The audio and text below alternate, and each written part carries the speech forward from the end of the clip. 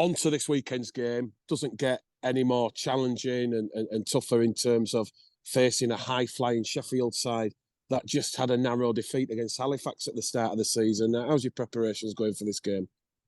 Yeah, it's going well. It's going well, and we know we're in for a challenge. I've watched all three of the last 3 games. And they're a good team. Mark Aston's a good coach, and he's gone and playing some good football. There's some ex-Bradford boys in there as well. A plethora of them actually. So we're looking forward to seeing them guys at the weekend as well. But the whole focus from Tuesday onwards is about Sheffield at the weekend, which you rightly say is going to be a big challenge and a big task. You've mentioned those former Bradford players. I count 11 in that Sheffield squad. Whether or not they've played on loan like Corey Aston or they've been a fully fledged member like Vila Halafihi, Evan Hodgson, Mikey Wood, Ross Oakes. Does that make it a little bit more challenging, or do you see the opposite and think because you intrinsically know those players and how they play, you can use that as an advantage? A little bit of both, Mick. So we know a lot about them guys, and they'll know bits about some of the lads that are still here that they played with as well. Although we've had a big turnover of squad as everybody's aware this year. So there's benefits to it, and there's things where we think they might know a little bit more about us than other teams as well. So we'll just treat it as any other game. It'll be great to catch up with them all after the game. But first and foremost, we've got a game of rugby to take care of. On the Sheffield Eagles, are you surprised at how well they've started? Or is this how you expected them based on that recruitment that they've done? No, I'm not surprised at all. They're clearly having a real dig at this year. They've put a quality squad together, spent some money.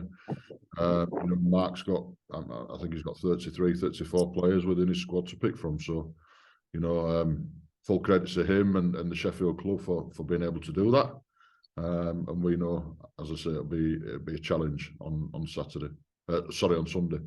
The last time they came to Odsal, they took the points away. So it's something we'll be aiming to reverse this week. This will, of course, be the 5th game at Odsal during the season. The previous 4, you've all won. Are you wanting to rubber stamp that capital F on formidable Odsal again?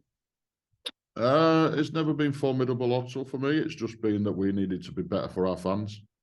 We need to give our home fans something to shout about, something to be excited by, and something to connect to. And so far, I think we've done that. Another win at home will get the monkey off the back from the people that talk about us only winning 4 at home last year. So that'll improve that, and that'll be a massive tick in the box early on. But yeah, I'm just looking at us progressing within our performance, within our key areas that we look at, within our effort-based areas, and just progressing the connection and the relationship between the key areas and the spines. We'll keep going, and we'll see if we can improve on the Featherstone and on the Toulouse game, which are the last 2 that they've played in the Championship.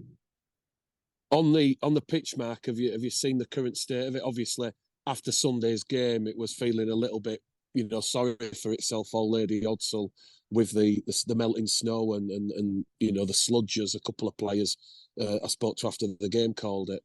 What's Odsal, the pitch looking like ahead of Sunday? It's heavy. It's heavy, and it's had plenty of rain and water, haven't we, in Bradford this week? So I don't think it's going to get much lighter much soon. But full credit to the people that got the game on at the weekend. There was a lot of hard work went into that, and I said after the game, the thanks of all the performance department, players, staff included, was for all them volunteers and staff members that got that pitch on. It was heavy. It did cut up, and I'm expecting it to win this weekend. But it is what it is. It's a piece of grass, and we've both got to play on it. On the team news, Mark, what is the team news going into this weekend's game? Does Bodine Thompson play? What's the latest on Michael Lawrence? Jordan Lilly, Tom Holmes, do they return after knocks? Jordan Lilly will be in the squad. Tom Holmes will be in the squad. Unfortunately, Michael Lawrence won't be. He's going to be out for a few weeks, and Bodie Thompson won't be either. He's got some extra protocols to go through with his HIA. But yeah, two of the four that you mentioned will be back in the squad. How do you get around losing Bodie Thompson, Michael Lawrence with you factoring the heavy pitch mark? You know, don't take a genius to work out this is going to be pretty much forwards and attritional going down the middle.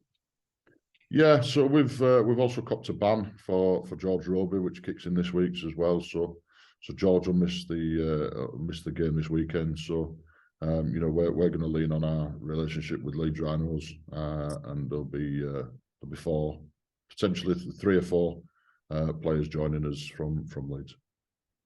Does that help you now that I kind of guess it's devil's advocate, Mark? Now Leeds have had that great win over Saints and they picked up that win against Wakefield. Now they're picking up the points. I guess that means Rowan's, you know, a bit more welcoming and warming to allowing you to have a few gifts. No, listen, mate. Well, you know, Rowan's always been welcoming and warm to the relationship between the two clubs. You know, they've had some injuries, you know, and as you've seen last week, you know, they've got a few bodies back. They've got a couple more back this week. You know, so as they get stronger, ultimately the players, you know, that drop out are available. So, yeah, we should hopefully have, we'll definitely have 3. Fingers crossed we'll have 4 for the weekend. And of course, Mark, with Michael Lawrence missing and Bodie Thompson, I'm kind of guessing Lawrence is probably more short to medium, whereas you'd expect Bodie Thompson back for next weekend's game against Keighley, or is it just the new RFL protocols that are keeping Bodine out longer? Yeah, all being well, Bodine will be okay for Keighley. You know, Michael might be a week or 2 more than that. So we don't know the full, you know, the full diagnosis of Michael yet. We don't know the full length that Michael will be out, but yeah, he's going to be a few weeks. I spoke to Jack Walker after the game on Sunday. He seems to think that he's within a month now returning. Is that correct? Jack thinks he's playing at the weekend and has done for the last 5 or 6 weeks. You know, part of my job at the moment is just to hold Jack back and be realistic with him and make sure that, you know, nothing else goes wrong. He's worked tremendously hard, as has, you know, Grace, our physio. He's feeling really, really fit, really healthy. But he's still got some boxes to tick. He's still got some load to get through in training. You know, but he's coming in on his days off. You know, he was one of the first ones to text me last night after the draw. You know, so he's really eager to get back. But yeah, we're just holding back from himself at the moment in time. But yeah, he's weeks away, not months. That's great to hear, Mark. And an update on Brad England. I'm led to believe after speaking to him, he's had the surgery on the hand. How long's he going to be out now? Yeah, so Brad's had his surgery. I think I'm right in saying he's got another 5 weeks in a splint, 5 to 6 weeks in a splint, and then it'll be rehab after that. So Brad could be, you know, anything from 7 or 8 weeks really from now would be realistic on Brad. And obviously, we mentioned after the game about Eben Sker. I'm guessing the message to Eben Sker, Marcus Green, if Marcus Green's in contention on Sunday, is it just to carry on, knowing how tough this next sort of patch of fixtures are going to be, where, you know, the impact of a player like Eben Sker could be the difference between winning or losing? Oh, Mick, listen, I thought Eben Sker were terrific at the weekend. You know, I thought Deck Patton did well in spells, but I thought Eben was a clear man of the match at the weekend. Yeah. I thought his efforts for 58 minutes was tremendous, and it was great to see him back. But, you know, with all due respect, he was playing against York Acorn. We've got to make sure that he's ready to compete at the top end of the championship, which is where Sheffield sits. So, you know, we're not getting carried away with ourselves over one burst of ability from Eben.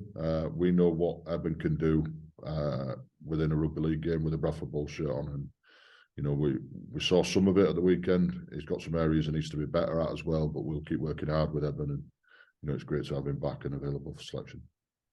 And just a little bit, Mark, on all these fixtures, because Luke Mawson kindly pointed out, there's a wheelchair game, there's a PDFL, you've got an academy game, a reserve game. It must be all actions, all battle stations for you and Lee Greenwood and Lee Beattie and Ryan Hunkin at Tongue this week, knowing I think there's 5 games taking place across all Bradford, across all the teams. The women's game as well after the Sheffield game on Sunday. Yeah, that's right. And it's great to see, isn't it? So our young scholarship side open their account at Horsefall there at 12 o'clock on Saturday afternoon. When I get finished here, it'll be my second drive over to Hull in 2 weeks to go watch the reserves, who kick off at the same time, 12 o'clock on Saturday at Hull FC. And as you rightly said, there's a wheelchair Saturday as well, and then there's the first team, the PDRL and the women's as well. So yeah, it's real busy. We're trying to divide our small staff base up where we can to make sure we've got adequate people at adequate games, but we won't have it any other way either. And just a final question, Matt, what's the latest on the academy situation?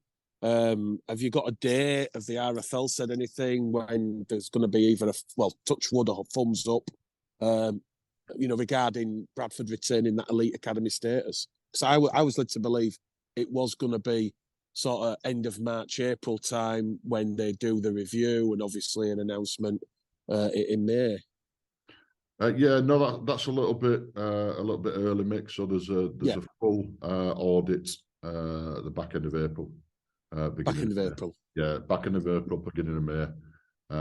I meet up with Ryan at least once a week and have a look at the progress of what we're doing. He's done some terrific work along with Gareth Pickles and Lee and the other staff within the academy. They've put a terrific application together. I'm biased, but I think it should get the positive review. But we've got to deliver that to the RFL and then let them decide. There's a lot of things away from the pitch and away from from rugby league that have got to be taken care of as well. And we feel like we've done that. We feel like we're in a real good position. So we'll let the RFL do what they need to do and do a full audit of us back end of April, beginning of May, and then we'll see where they get to in the findings. And just for those supporters that will listen to this, Mark, you've hit a very pertinent and valid point. It's not just about Bradford beating Leeds at Odsal in a academy game. It is about what happens as well off the field, the paperwork, the data, the governance side. Oh, mate, to run an academy is a real big challenge. If it was just about rugby league, then I think everybody would do it. There's so much that has to go on, especially in today's society with safeguarding and